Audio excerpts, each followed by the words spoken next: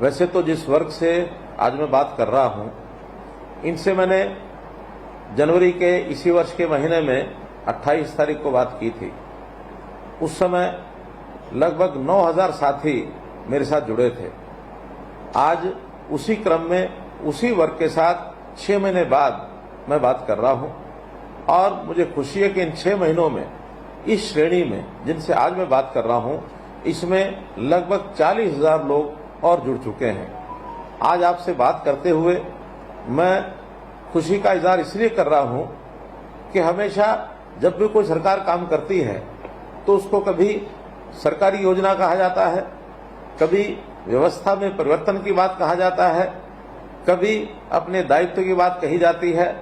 मैं आज इन सब चीजों को मिला करके एक ऐसा विषय आपके सामने रख रहा हूं जिसमें मुझे लगता है ये काम बहुत पुण्य का काम है और इस पुण्य के काम को करते हुए मुझे भी बहुत खुशी हो रही है। हमेशा समाज के अंदर आर्थिक दृष्टि से देखा जाए तो कई वर्ग रहते हैं और एक वर्ग ऐसा है जो किन्हीं भी कारणों से अपनी आर्थिक स्थिति को शायद सुधार नहीं पाया, पीछे रह गया। कारण कोई भी हो सकता है, लेकिन जो हमारी गरीबी है हमें समाज जीवन के मुख्य भाग में चलने के लिए कई बार बहुत परेशान करती है। कई बार ये बाधाएं हमारे जीवन में संकट भी लाती हैं। जीवन यापन को अगर हमें ठीक से चलाना है तो हमारे आसपास के लोगों को जब हम देखते हैं तो हमें कष्ट भी होता है।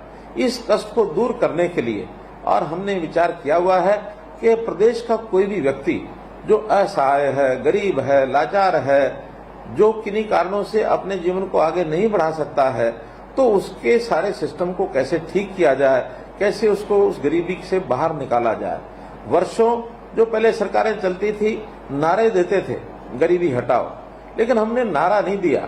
हमने तो उस हर गरीब की जो भी उसकी कोई मजबूरी है, जो भी उसकी कठिनाई है, उसको समझ करके उसको दूर करने का काम किया है। देश के प्रधानमंत्री नरेंद्र मोदी जी ने जब इन कठिनाइयों को ध्यान में किया तो एक एक करके न जाने कितने काम उन्होंने हमारे लिए किए हैं। उन्होंने गरीब परिवारों को प्रधानमंत्री आवास योजना के अंतर्गत करोड़ों मकान दिए हैं। उन्होंने न केवल मकान दिए बल्कि उन मकानों में हमारी रसोई के अंदर सिलेंडर पहुंचाने के लिए और उज्ज्वला योजना, हरियाणा में भी हमने 9 लाख सिलेंडर दे करके रसोई के अंदर पहुंचाए हैं। उस रसोई में नल से जल पहुंच जाए, ये भी हमने 28 लाख परिवारों की रसोई के अंदर हरियाणा में जल से नल पहुंचाने का अभियान जो शुरू कर रखा है वो प्राय एक प्रकार से पूरा होने वाला है। इसी प्रकार से हमारे परिवार का कोई सदस्य बीमार हो जाए, लाचारी से, हमारी मजबूरी से उसका इलाज कराना संभव नहीं होता, तो प्रधानमंत्री ने आयुष्मान योजना चला करके ऐसे गरीब परिवारों को संकट में से बाहर निकालने का काम किया। हमने चिरायु योजना जोड़कर उसको और आगे बढ़ाया है कि उसके अंदर और ज्यादा परिवार और शामिल होकर के उसका लाभ उठाएं। यहीं तक नहीं, गरीबी रेखा से जो थोड़ा ऊपर हैं, जिनकी आय 1,80,000 से और 3 लाख रुपए वार्षिक तक है, उनसे भी मात्र एक नॉमिनल 1500 रुपए वार्षिक एक प्रीमियम लेकर के उनको भी इस योजना में जोड़ा है, ताकि परिवार के ऐसे लोगों को 5 लाख रुपए वार्षिक का ये लाभ आवश्यकता पड़ने पर ये मिल सके। हमारे बच्चों की पढ़ाई ठीक हो, हमने चिराग योजना भी उसमें चलाई है। अब ये सब बातें खर्च करने के लिए हमारे पास पैसा नहीं है, इसलिए योजनाएं की जा रही हैं। लेकिन आखिर तो हम अपनी सक्षमता के कारण से, अपने यानी शरीर की ताकत के कारण से, हमारे पास बुद्धि है, बुद्धि के कारण से प्रभु ने हमको 2 हाथ दिए हैं, पैर दिए हैं, चलने फिरने में हम सक्षम हैं, तो क्या फिर काम करने का अवसर हमें मिले तो काम करके हम अपनी आमदन को नहीं बढ़ा सकते क्या? हमने इसमें भी एक योजना लागू की और उस योजना के अंतर्गत जो आपको बता रहा हूं कि जिनकी आय वर्ष में 1 लाख रुपए से भी कम थी, ऐसे लोगों को बुलाकर और उनसे सरकारी योजनाओं का लाभ वो कैसे उठा सकते हैं, उस नाते से उनसे बातचीत करके और उनको बैंकों से लोन लेकर के देने का भी काम हमने किया। जो संख्या आज मैं 40,000 बता रहा हूं, पहले 8,000 थी, ये लगभग 50,000 लोग इस योजना का लाभ उठा पाए हैं और आप भी उनमें से ही एक हैं। तो मित्रों, आज मैं आपसे जो बात कर रहा हूं इसीलिए कर रहा हूं कि हम लोगों ने अपने जीवन को कैसे आगे बढ़ाना है। बैंक से लोन लेना एक बात है, लेकिन उस लोन का उपयोग करना ये भी बहुत एक समझदारी से, एक तरीके से हमको करना पड़ेगा। और आखिर बैंक से लोन लेकर के हम अपने व्यवसाय के माध्यम से, काम के माध्यम से अपने आप को आगे बढ़ा पाए, तो इससे बड़ी खुशी की बात नहीं हो सकती है। बहुत सी ऐसे पार्टियां भी हैं जो नारे लगाती हैं कि ये मुफ्त लो, वो मुफ्त लो।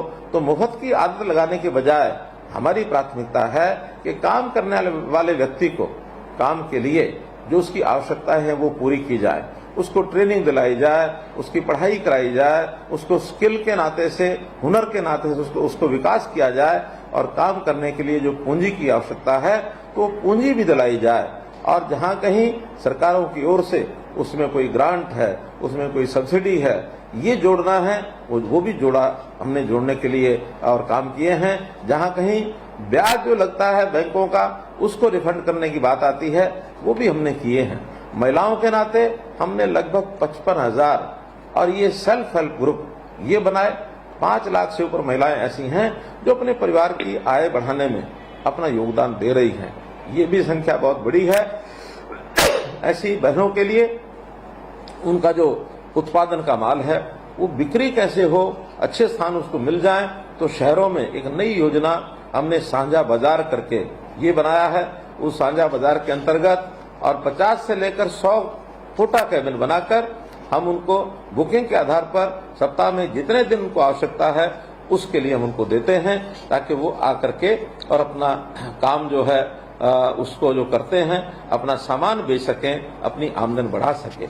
मित्रों, भाइयों बहनों, हम चाहते हैं कि जिस परिवार की आय 1 लाख रुपया या इससे कम है, ऐसे परिवार को लोन देकर, चाहे वो भैंस पालता है, गाय पालता है, दूध बेचता है, दूध बेच करके अपने आय को बढ़ाता है, कोई दुकान चलाने के लिए पैसा लेता है, कोई छोटा मोटा घर में उद्योग करने के लिए वो पैसा लेता है, ऐसे किसी भी काम के लिए वो पैसा लेता है, तो उसकी आय वर्ष की 1,80,000 या इससे ऊपर कैसे हो, इस काम के नाते से हम उसका सहयोग करना चाहते हैं। आप स्वयं सक्षम बने।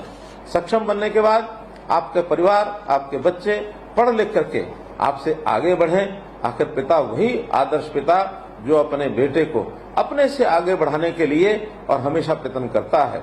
ऐसा हम अपने भविष्य में अपनी पीढ़ी को कैसे आगे बढ़ा सकें, उसको इस काम में हम प्रेरित करें, ताकि वो भी हमारे तरह लाचार न रहे। कहीं पढ़ लिख करके अगर सरकारी नौकरी के योग्य बनता है तो सरकारी नौकरी में जाए, यदि सरकारी नौकरी के योग्य नहीं है तो फिर अपना कोई निजी व्यवसाय करे, और या प्राइवेट नौकरी के लिए जाता है, प्राइवेट नौकरी में जाए। बहुत अवसर मिलते हैं। हम लोगों ने इन अवसरों में एक अवसर ऐसा भी जोड़ा है कि क्या गरीब के परिवार, उसका कोई नौजवान, हमारा मित्र, हमारा भाई, हमारा बेटा क्या विदेश जाने तक की भी सोच सकता है? हमने ये भी, यानी हमारा जो फॉरेन कोऑपरेशन डिपार्टमेंट है उसके माध्यम से एक ओवरसीज प्लेसमेंट सेल, इसका भी निर्माण किया है, ताकि जहां विदेश के अंदर ऐसे बहुत नौकरियां, बहुत व्यक्तियों की काम की आवश्यकता है, उनको ट्रेंड करके बाहर भेजा जाए, ताकि वो भी अपने परिवार की सपोर्ट कर सकें। ये काम भी हम करते हैं।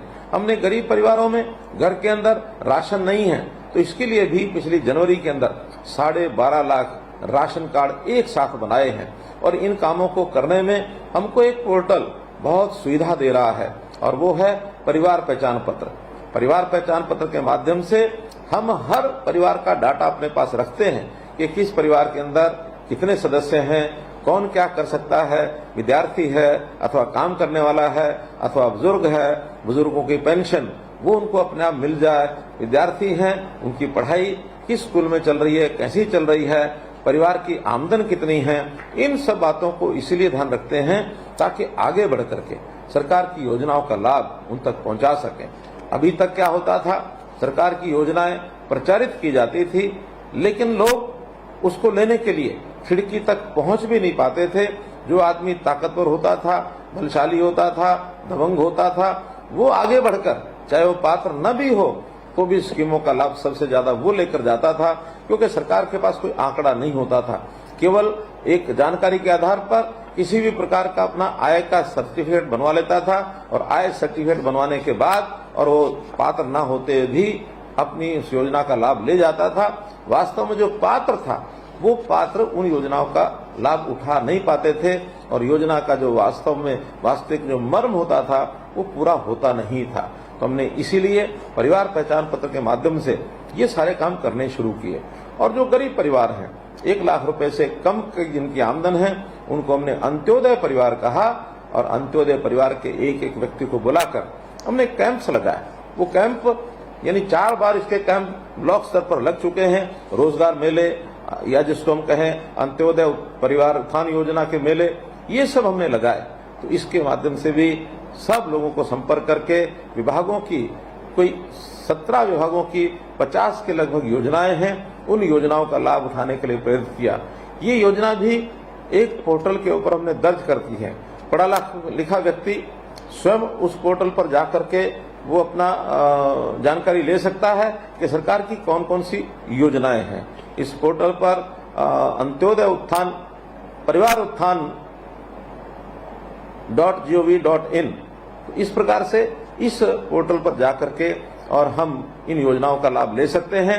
अगर हमारे स्वयं उसको नहीं दे सकते तो किसी भी पढ़े लिखे साथी को इस पोर्टल पर जाकर के योजना का चुनाव करना, उसके लिए आवश्यक जानकारियां प्राप्त करना, बैंक से लोन लेना और काम में कैसे सफल होना है, ये सारी बातें उसके अंदर बताई जाती हैं। इसका हम लाभ उठा सकते हैं।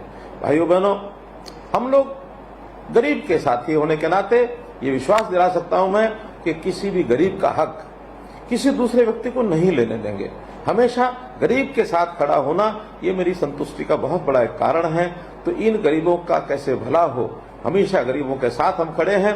आप आगे बढ़ने का अपना मानस बताइए, आप काम करने के लिए अपने आप को आगे बढ़ाइए। आपकी सहायता करने के लिए मनोहर लाल हमेशा आपके साथ खड़ा है।